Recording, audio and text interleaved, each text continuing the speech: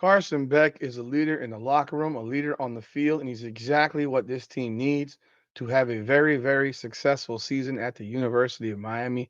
There is absolutely no doubt about it. He's 2-0 in two games, and in two games in, he has broken a 39-year-old record held by the great Vinny Testaverde. Welcome back, everyone, to another edition of Hurricanes Unfiltered, powered by Come On Now, the podcast. I'm your host, Rudy Rodriguez Shomont. Like the video, subscribe to the channel, ring that bell, leave a comment. Let me know your thoughts about the video and the content. Appreciate y'all sharing this content with your friends. We are trying to be the biggest thing in Hurricane sports, man. We want to make this channel great and make Hurricanes Unfiltered your number one destination because we're going to bring it to you raw and uncut. Like I say, unfiltered. That's how we do it here. Carson Beck, man, big time performance against Bethune Cookman. Starts off the game 15 of 15. Breaks a record that was held by Vinny Testaverde for 39 years, who had started off the game 14 of 14. There's a funny story behind his, completions, the amount of completions he had in a row. He had a conversation with his prior coach up at Georgia, and he mentions this in the post-game interview, which I will play for you guys here. But Carson Beck goes 22 of 24, 267, two touchdowns, 95.2 QBR. I believe his rating was like 212 or something ridiculous like that. Had an absolutely great game. He's not forcing things. I do want to see stuff down the field more. I want to see Miami's big play ability. I want to see them. He had the one big play to CJ Daniels on a 40-yard catch for the first touchdown of the game. I want to see some more stuff stretching the field, but he is taking what is being given to him and letting his playmakers make plays. Obviously, with Malachi Tony, CJ Daniels, these guys are going to make plays with their feet, and they're going to make great grabs, but also get yards at the catch. And he's entrusted them to take care of that business. So he only played about 2.5 quarters. And obviously, if he had played more, he probably would have broken 300 yards, 350, something like that. But again, Carson Beck looks every bit of his age. He looks every bit of his maturity level. He looks every bit of the leader that you need in the locker room, the leader that you need behind the center, making the reads, making the decisions, and all that stuff. I've been very pleased so far in what I've seen. I mean, I know people said that one throw he made that C.J. Daniels caught for that insane touchdown was not the greatest decision, but you know what? When you got playmakers like that, and they make your decisions look a lot better. That's one thing I think we've been missing down here for quite some time is that type of remarkable playmaking ability. We've had some good receivers down here. We've had some good players down here. But that remarkable playmaking ability, I think, is something that's been missing from the wide receiver group, making a catch. I mean, like that catch like that. And then Daniel's making those two catches yesterday, similar way on Saturday night. Now it's after midnight Sunday. So making those grabs like that. I mean, and then obviously a player that can make people miss, which Malachi Tony's doing to so many people. He's making them miss and getting extra yards after the catch. Carson Beck has himself a good group, and I think, moving forward, you're going to see them get more and more comfortable, better and better and better, and this team could be very special. I'm not a person that typically glazes. I'm not a person that typically gets ahead of myself. Every time I've gotten ahead of myself over the last decade when Miami's been good, i.e. that year in 17 with Mark Richt, where they start off 10-0 and then lose to Pitt, which I'll never forget. Or even last year, starting off 9-0, losing to Georgia Tech, coming back and winning, then losing to Syracuse. I try to not let myself get ahead of myself. But when you see a line like the Miami Hurricanes have, their offensive line is really good. They got some good backs. It seems like we got some good wide receivers now because you really didn't know going into Notre Dame what really they had on the edges. Still think we need to see more from Elijah Lofton at tight end. But Carson Beck is the perfect guy for this situation. He's the perfect guy. And I think he's fitting that role perfectly. Perfect. And we're going to see a lot more from Carson Beck this year as this offense opens up. But listen to what Carson Beck had to say about the game, about his teammates, about everything that went down at the Bethune Cookman game. And this was the post-game press conference with Carson Beck. I know individual stuff doesn't mean much to you, but Vinny Testaverde had a record here that stood for 39 years, and then he broke it tonight, going 15 for 15 to start. Do those things, one, mean anything to you? Yeah, I mean, it's super cool, obviously, to perform at a high level and do things like that. It's actually funny.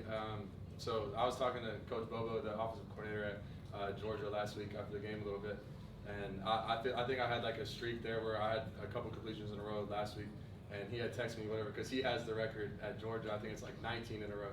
So and he had texted me like, oh, like you're not gonna break my record, blah blah blah. So I was like going into, I was like, all right. Like I'm gonna try to get 19 in a row, and then I threw the out route over Malachi's head, and I was pissed. But not really. I'm kidding. But no, it was super cool, man. And those guys were out there making plays. I mean, O-line was giving me all the time in the world, and I mean, when you got CJ going up and grabbing balls out of the air like that, it makes my job a little easier to be able to do that. So. And obviously, tougher games. Last week was tough. The next three are going to be pretty tough too. But how important is it? A night like tonight, a lot of guys play, a lot of guys have something on film now. Just how critical?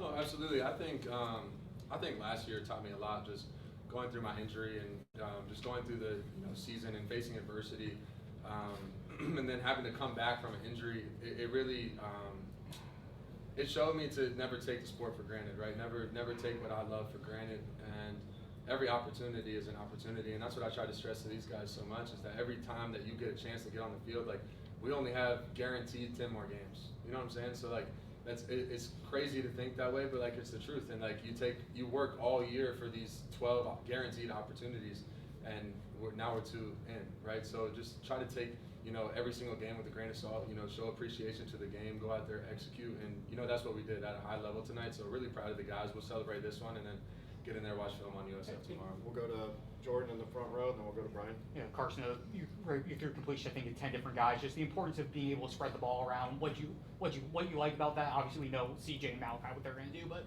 for you to be able to start building a rapport in game settings with the rest of the receivers. Yeah, absolutely. I think Coach Dawson does a really good job of just mixing up offensive looks and just cycling calls, and not just cycling calls, but getting us in really good calls against what the defense is doing against us. And for me, I just do what the defense tells me to do, right? So, I mean, obviously I watch film and I prepare throughout the week, and I have an idea of what it's going to look like, what it's going to be on the field, but you never know until you're actually out there, right? You have to react, you have to make the throw, you have to, read the defense. So, but that's the fun in the game, right? Is reacting to the defense, and whoever is the man called, based off of the coverage, that's where the ball's going to go to. So I'm glad that it was able to get spread around tonight. We'll go to Brian in the front row, and then Adam. Carson, obviously it's one thing to be able to make the throws, read the defenses, go to the right place, but to have the timing that you have with these guys, it almost feels like you've been with them for multiple years, but you haven't. So how have you been able to build that rapport and just get on the same page that quick? Yeah, absolutely. Obviously, it was a short amount of time with the injury, but man, I have to give a huge credit to them, because of their mentality and their mindset and their approach to learning and being on the same page with me. Like, obviously, like, it takes relationships to build chemistry, right? I think we've done a great job, me and the wide receivers, of actually having like real, genuine relationships and like bonds that will last beyond football, right? But even back in January, February, when I was sitting in a brace and I couldn't even bend or straighten my arm, better yet throw a football, I was way far from that. Like, we're in there watching film, going over plays, like talking through coverages, like I'm out there, we're walking through routes after practice, all that type of stuff, and then even through spring ball, obviously I wasn't practicing, but trying to coach them and teach them how I see things.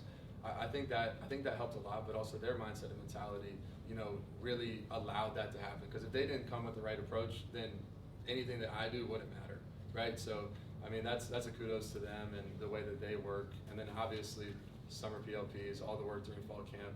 I mean, it all just kind of clicked because of all the mental stuff that we did in the offseason.